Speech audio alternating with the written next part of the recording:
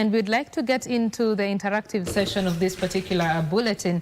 And tonight we want to talk about food fortification. We want to talk about ensuring that Kenya is having a healthy populace through the food that we are eating so that we can manage the costs of running the economy. And to have this conversation is James Nyutu.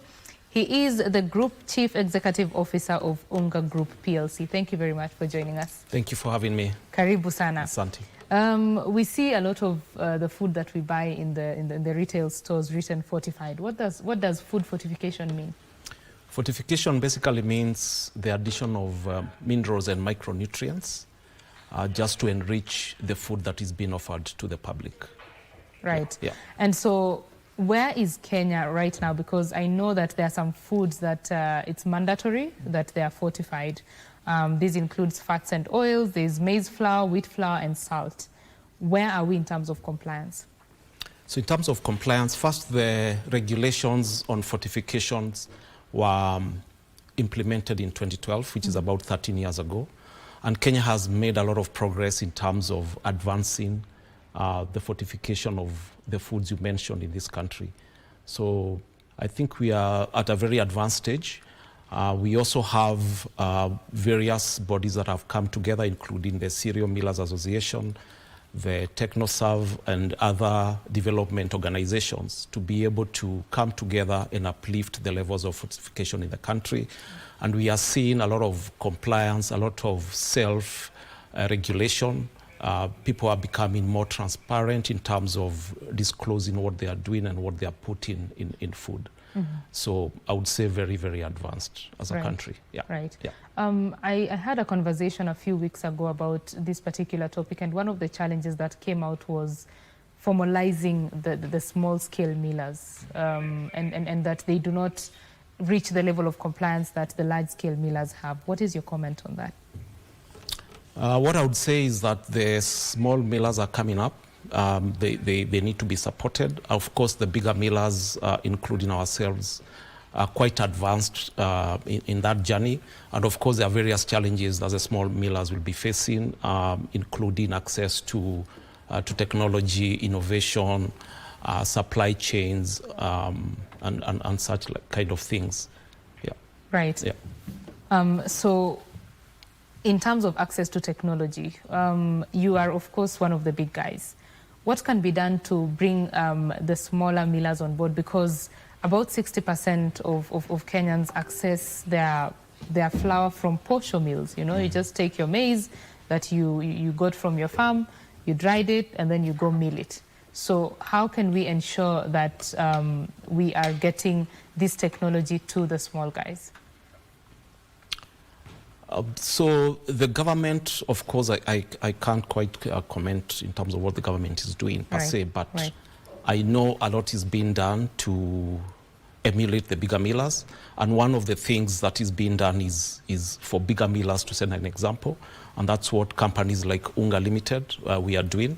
And that's why we were able to participate fully in the just concluded Kenya Millers Fortification Index Awards, where we came up tops.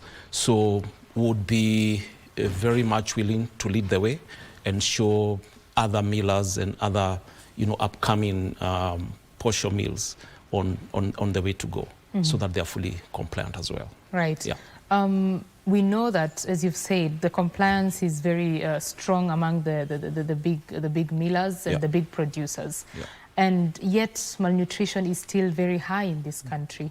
Data shows that there's 29% of children under 5 are stunted in rural areas. In the urban areas, it's a little bit better, it's at 20%.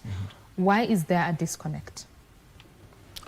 The disconnect is exactly what you said in the beginning. So that disparity between the ability to access fortified foods in certain areas of the population, and the inability to access the same in certain areas. So that gap needs to be breached, and millers like us need to do better in terms of making sure that we are accessible, our products are reaching these areas, because our products are fully fortified. If you look at the packet, unfortunately I don't have one right now, but there's a sign that the government designed to be put on, fixed on packets, so that consumers can tell that those products have been fortified. So mine would be to encourage, consumers to look out for that mark of quality and safety and nutrition. Right. Yeah. One thing that has come up in the recent past is the trust issues between, say, producers or the people who feed Kenyans and Kenyans, because sometimes food that has aflatoxin gets to the retail stores and people purchase it, and then recalls happen, and sometimes the damage is already done. So what is your comment in terms of the industry building trust? Because it does not, you might do your job as Unga PLC, Unga Group, but if there's a player somewhere, no matter how small, that does the wrong thing, when that trust is not there, even Unga Group will be affected. So what is your role in terms of an industry building the trust for people? So as an industry, for us, we belong to the Cereal Millers Association. Right. And the association has its code of conduct for its members, and we are members of the association. So my comment would be to consumers to really reconsider where they purchase their products, ensure that they trust the source of the products they buy. Because as much as the regulators are doing what they can do to ensure that food is safe, food that you find in the shelves is safe, at the same time is to encourage all the participants in the industry and the industry players to be able to comply with the standards that have been set, and the standards are there, they are robust, they are effective. It's just a matter of full compliance so that we can all move together in feeding the nation. Right. Yeah. Kenya has been importing some of its food products to meet the deficit. In terms of compliance, according to a conversation I had, there is not as much compliance in terms of the food that is imported as that which you produce and other producers produce locally. What can be done to improve that? Systems and processes, that needs to be taken a notch higher, because it's very important that even food producers and millers like Unga Limited, what we have done is invest in systems and processes, all the way from procurement to production, to how we go to the market, to our management systems and the people that we work with. So that needs to be taken very seriously, and for us as an organization is something we take very, very seriously. And as I said earlier, ours is to lead the way as thought leaders, lead by example, so that other players who are perhaps not at that level can be able to catch up. Right. Yeah. What incentives or what kind of support would you want to see from, say, the government to be able to ramp up food fortification? In terms of surveillance and monitoring, I think that can be done better. We can improve in that area so that all of us as players can come up to the required standards. So that support is there, and we thank the government for what they are doing. But also, because you mentioned about food that comes into the country, and also surveillance around what is entering the borders, I think if that can also be increased, that would ensure that whatever is circulating within the economy internally is also of high standards. Yeah. We know that the cost of production in this country is very high. Manufacturers have been singing this song day in, day out, and it's reducing the competitiveness of Kenya's products. What would be your comment on that as a manufacturer? You are in that space. What is your comment on that? In terms of competitiveness and reducing the cost of basically food, because that's and feed, because we also do animal feeds, right, is to look for other avenues where, and the government is doing that currently, where we are getting the benefit of reduced duty on certain imported grains like yellow maize, soya bean, and soybean meal coming into the country. So those incentives are not always there, but when they come, they are welcome. especially to boost erratic weather patterns when it happens and we have a shortage where the humans, us and animals are competing for the same grain, which is not adequate. So that is helping. There are other perhaps opportunities of becoming a more cost-effective country in terms of production, the cost of power, perhaps, millers or manufacturers of food products perhaps can benefit from rebates, faster tax refund processing, and those kind of initiatives that ordinarily would be increasing the cost of doing business. And if they were removed, then manufacturers and millers would be much more efficient in their production. Right. Yeah. How about now to the other side of the raw material that you need, increasing production in the agriculture space? Yeah. Is that something that, what is your thought on that? Because we say that there's a lot of unemployment in this country. Yeah. And the young people they're not farming. Yeah. The average age of a farmer is 60. Mm-hmm. And so how can we ensure that we are taking more young people to the farms and that they can contribute to agriculture? Yeah, you're right. We need to have more investments into agriculture, and manufacturers also can look into ways of backward integrating, empowering farmers through trainings. Already some stuff is happening. The government is providing subsidized fertilizers, but when it comes to quality seeds and also coming up with programs that can benefit the farmers on the ground so that they have easy access to markets through networks, logistics, services, and for us we are also working towards that, just looking at how we can work backwards with farmers and entice more farmers, especially when it comes to grains that you don't find in this market, like soya beans. Currently, we are piloting with farmers in Homa Bay, in a small scale, just to see how we can come up with yields that would be profitable even for them. So we are working with them and also speaking to other local institutions in terms of capacity building and assuring the groups that we work with that market will be there. And as long as the production is to standard in terms of the specs we need for grain, then we will offtake. So we are working backwards. It's still very early days, but hopefully in the coming months and years, we should be improved productivity at farm level. And also to encourage young people. If you look at how we import food in this country, there is much more we can do.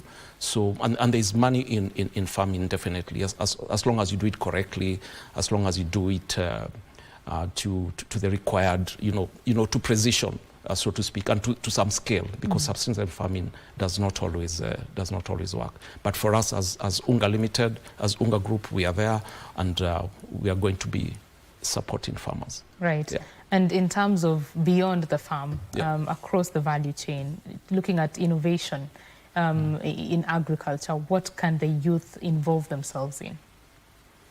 There's a lot of innovation when it comes to, for example, use of data, analytics, looking at trends, forecasting weather patterns, so that, and when I said precision farming, when data is used to predict weather patterns and rainfall in the future, that can benefit when it comes to things like timing, when to apply the fertilizer, because you have an element of knowledge and some certainty as to when that should happen. So that's there. There is also conversation I'm aware of about the ability to use drones, for example, to do surveillance in farms, to pick samples and take them for quick testing, which ordinarily would take a lot of time in terms of travel and logistics and preserving the quality of the sample that you draw. So there's a lot that can be done using the current today's technology to advance farming. Right, which is very important. And of course, we are encouraging young people to take that up and look at those opportunities. Back to food fortification, you mentioned about the Kenya Millers Fortification Index. I'd like us to talk more about what that is doing for the industry. So that is a good initiative that's driving self-assessment for millers. And it's basically based on what they call the 4 PGs, which is procurement, production, people management, and public engagement. So that particular index is a portal where you go in as a manufacturer, as a miller, put in your data, which is the part of self-assessment. And then beyond that, there are experts in the industry that are supported by the partners that are involved, that come in and validate the data that you put. They check your systems. And beyond that, also draw samples from your production and take those for analysis in specialized labs that can do proper analysis. And then come up with an index, which is the performance of you as a miller. And as I said, it's a good initiative because it helps us to become more efficient, improve where we are lagging behind, and also others can also learn from those who are leading, so that overall the effect is better nutrition for the nation and the population. Right. Before we come to a close of the conversation, I'd like you to speak to Kenyans in terms of the importance of actually buying fortified foods or taking fortified foods, as opposed to, you know, the portion meal style, and how to ensure that you're just eating healthy. Yeah, I think to Kenyans, what I would say is, you know, there are many benefits of eating fortified foods, all the way from young children to older, you know, adults, because you find that some of the problems that we see in the nation from a public health perspective is, you know, diseases and stunted growth in children that were malnourished when they were young. They was missing certain nutrients in their diets. So that affects the overall productivity of a nation. I was just looking at statistics recently, and you find that way back about 10 years ago, when the regulations were being brought forth in 2012, Kenya was losing about, you know, 6.9 to 10% of GDP because of malnutrition and because of hunger, so to speak. Because malnutrition is considered to be hidden hunger, because you're missing something. So that would help us to increase productivity as a country. That would help us to ensure that you know, people can prevent diseases that are caused by malnutrition, and also bring down the cost of overall health as a nation, so which increases the GDP. So mine is to encourage Kenyans to, you know, go for products you trust, go for, you know, those products that have been certified as fortified and good for your nutrition, and choose your millers and your producers. And you know, as I said earlier, Unga is leading the way, Unga Limited, and we are here to support and feed the nation. So that's what I said to Kenyans. Thank you. Thank you very much. That is James Nyutu, the Group CEO of Unga Group PLC, speaking to us about food fortification and why it is important for Kenyans to ensure that they are having the correct mineral as well as vitamin intake that is put into the foods that they buy. Well, that is the end of the conversation. We want to take a quick break here on Prime Edition. When we come back, more news in business as well as sports. Do stay with us.